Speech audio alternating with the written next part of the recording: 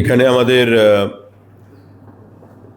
Airport authority of India north eastern জোনের যিনি director সাহেব আছেন মিস্টার বাত্রা, আমাদের আগরতলা এয়ারপোর্টের যিনি ডাইরেক্টর আছেন এবং প্রাক্তন ডাইরেক্টর যিনি বর্তমানে দিল্লি সফদরজংয়ে আছেন, ওদেরকে নিয়ে আমাদের ট্রান্সপোর্ট সেক্রেটারি এবং ট্রান্সপোর্ট কমিশনার সবাই আমরা এখানে মিলিত হয়েছি এবং কৈলাসহর এয়ারপোর্টকে কী করে চালু করা যায়, যেটা দীর্ঘদিন ধরে আলোচনার মধ্যে রয়েছে, সেই বিষয়ে এখানে আলোচনা হয়েছে। তো এটা একটা গুরুত্বপূর্ণ বিষয় এবং দীর্ঘদিন ধরেই এটা আমরা রাজ্য সরকারও চাইছি কেন্দ্রীয় সরকারের সঙ্গে কথা বলে কীভাবে কৈলাসহর এয়ারপোর্টকে আরও অপারেশনাল করা যায় এবং আগামী দিনে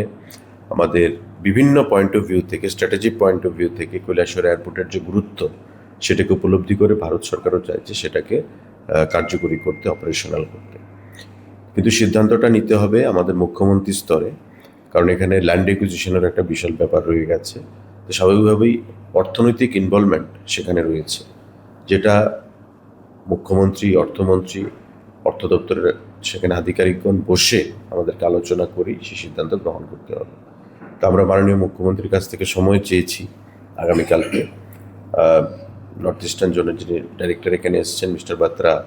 এবং বাকি যারা আধিকারিকরা আছেন, আমরা আগামীকাল মাননীয় মুখ্যমন্ত্রীর সঙ্গে কথা বলে সেটা কিভাবে সিদ্ধান্তে উপনীত হওয়া যায় সে বিষয়ে আলোচনা করব এবং পরবর্তী সময় একটা সুস্পষ্ট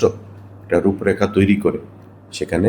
যাতে কৈলাসহর এয়ারপোর্টকে আমরা জনগণের জন্য উৎসর্গ করতে পারি সে বিষয়ে আলোচনা হবে, সিদ্ধান্ত গ্রহণ করা হবে।